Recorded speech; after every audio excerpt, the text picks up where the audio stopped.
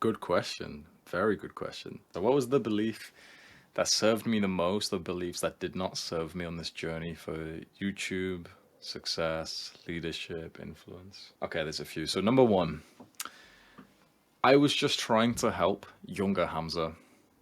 That's all I was focused on. All this entire time, I focused on my younger self and I only tried to help him.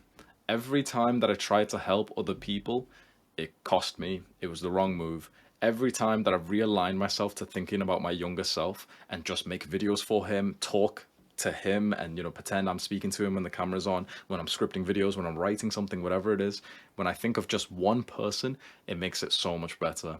Thinking about my younger self has paid so much like higher dividends than even speaking to my real audience, because when you speak to someone for real, their answers to your questions aren't that good. Asking for feedback, doing polls and stuff, I often found that stuff confused me way more than it actually helped me. So instead of asking for feedback, a lot of the time, I'm experimenting with feedback again soon, but like a lot of the time I literally just used to ask myself, what would younger Hamza do? And I went to a crazy level to do this. I would do avatar. I forgot, I had a name for it, but I would do what I used to call avatar journaling, which is something that all the YouTubers here can do. Don't do it all the time because it will fuck you up like mentally, but every now and then you can just sit down and totally pretend you are your target audience, which is probably your younger self if you're making self-improvement videos, and really like play the movie or write as if you were going through like the day in their life through the real problem they were going through.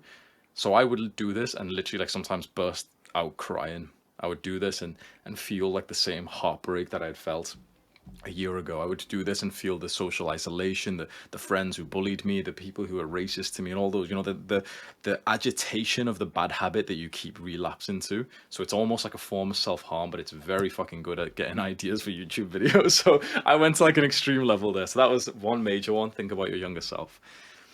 Let's see. Let me tell you a bad one. What's a bad belief that I've had?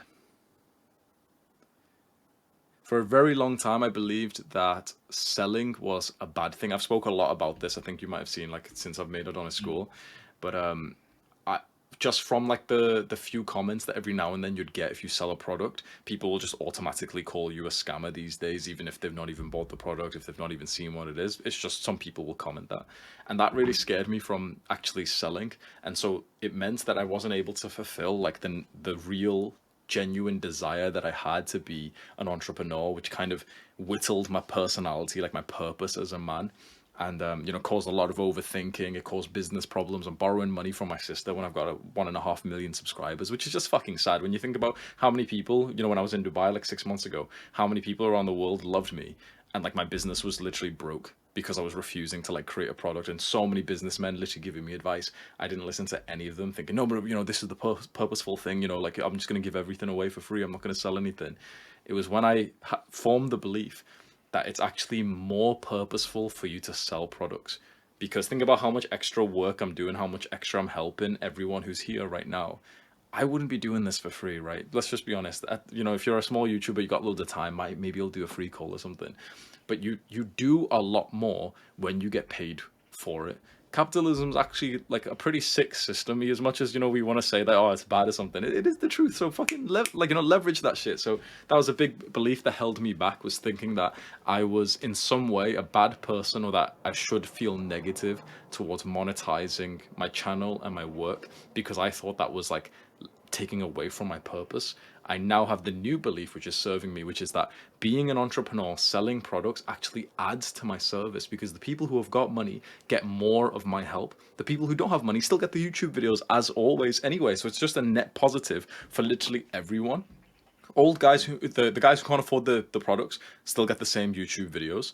The guys who can afford the products get the new level of help, and my business makes money. And suddenly I've employed like 10 people, and now they're making money as well. Like, Gary, our sleep coach, he's a new father, and now he's getting an extra like 2,000 a month from doing the coaching calls for Wadonis school. That's probably helping his family a lot, and like I'm the cause of that because I was able to, it's just so positive. So they're the two major ones that come to mind right now. What do you think about those?